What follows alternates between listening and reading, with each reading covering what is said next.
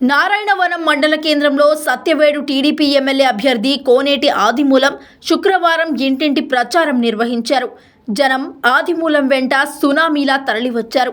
ఈ సందర్భంగా ఆదిమూలం ఇంటింటికి వెళ్లి సూపర్ 6 పథకాలను గురించి ప్రజలకు వివరించారు. సంక్షేమం, అభివృద్ధి చంద్రబాబుతోనే సాధ్యమని అన్నారు.